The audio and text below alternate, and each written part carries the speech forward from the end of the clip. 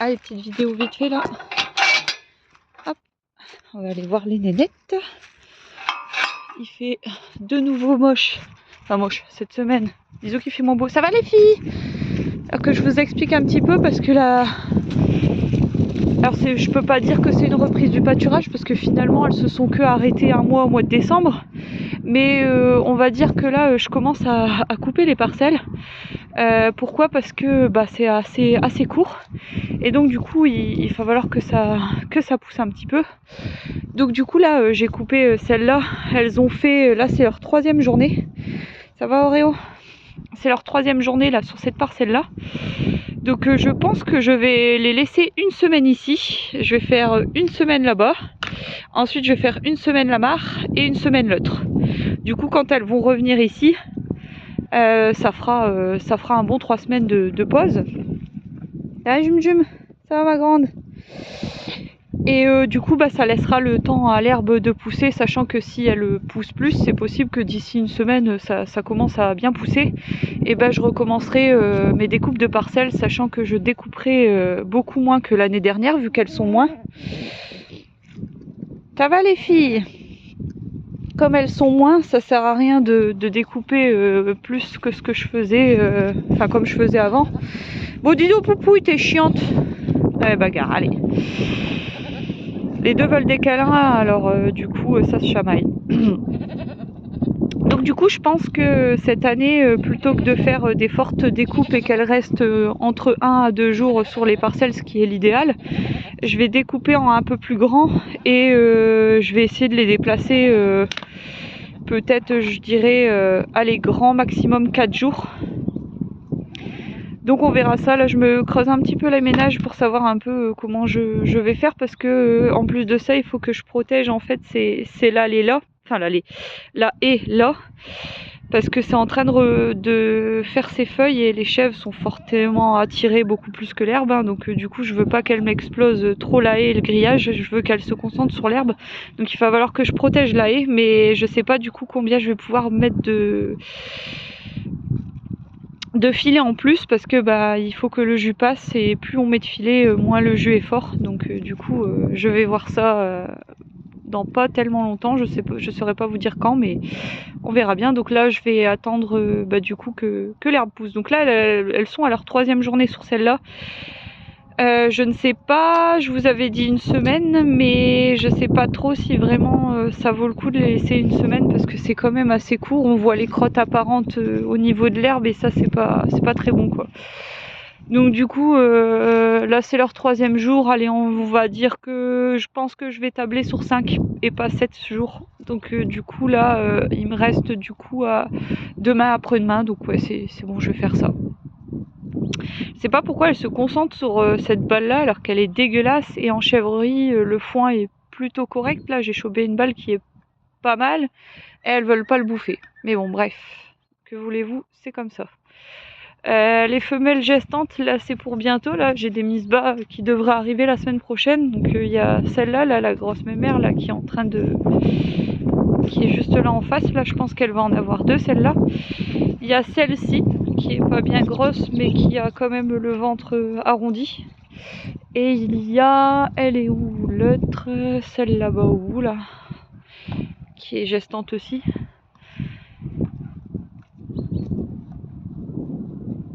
Donc voilà, je vais pas tarder à les rentrer parce que du coup ça fait il faudrait même que je les rentre. Du coup là elles font encore 2 heures, hein.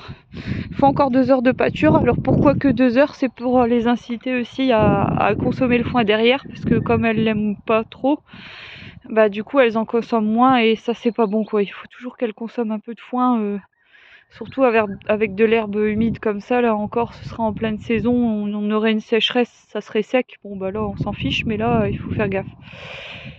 Est-ce qu'on y va les filles? On y va? Allez, allez, allez, on va aller manger le foin un peu. Tiens, ça saute. Yuki, Yukiki, on y va, maison. Hier, elles n'ont pas voulu rentrer, les tartuffes. Elles m'ont fait rire. Elles n'ont pas voulu rentrer parce qu'il y avait le fermier là qui était en train de de faire ses champs. Allez les filles, allez. Voilà. Il était en train de faire ses champs et du coup elles ont pas voulu rentrer parce que elles étaient en train de regarder les machines.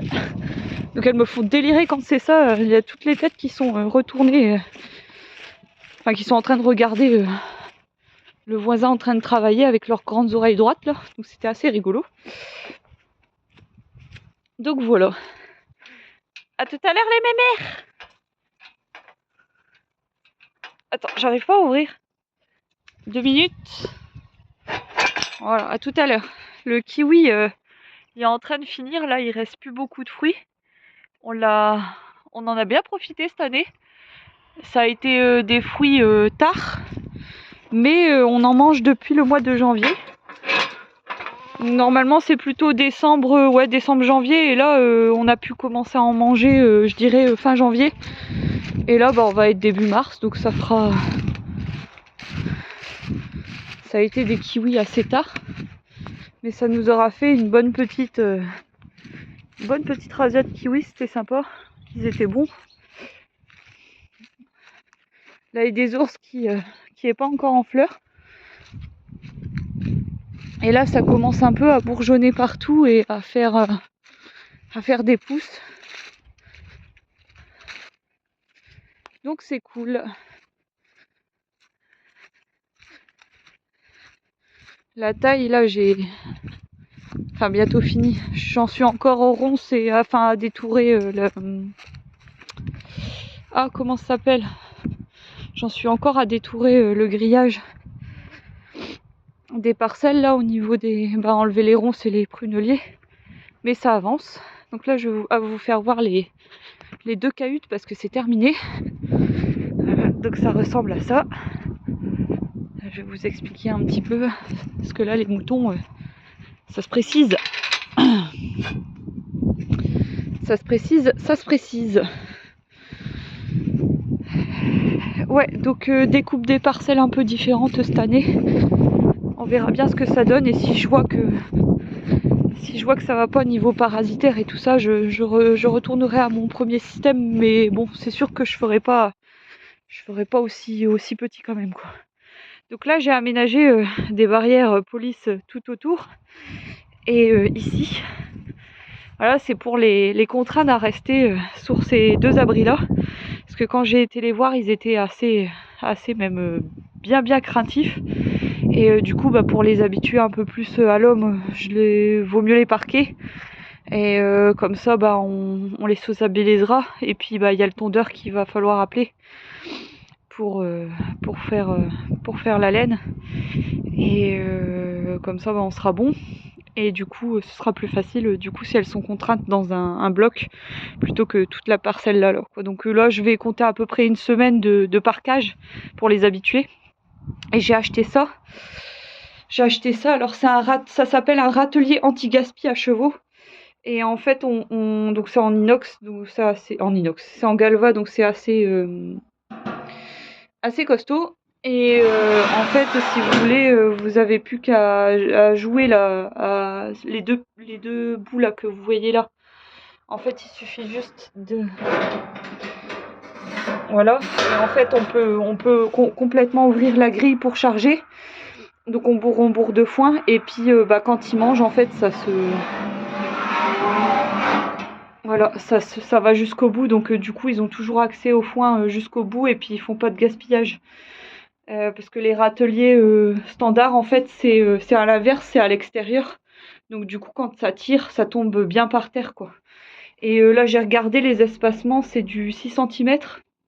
Et moi, en général, mes espacements que je fais pour éviter le gaspillage de foin, c'est entre 5 et 8 cm. Donc là, on y est. Donc 6 cm, c'est nickel. Ils vont pouvoir passer leur museau et prendre le foin tranquille, quoi. Alors, ça fait bizarre de l'avoir mis aussi bas. J'ai regardé à peu près les mesures. Mon mari m'avait dit vu le nez, à mon avis pour les moutons tu dois mettre du 50, et j'ai regardé et effectivement c'était du 48 cm de ce que j'ai vu sur les râteliers à moutons, enfin sur les auges à moutons.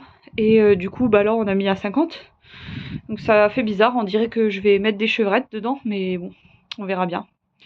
Donc du coup voilà, alors ça ressemble pas à grand chose parce que ça fait des petites cahutes assez hautes. Mais bah déjà et de une c'était prévu normalement pour des chevaux. Donc du coup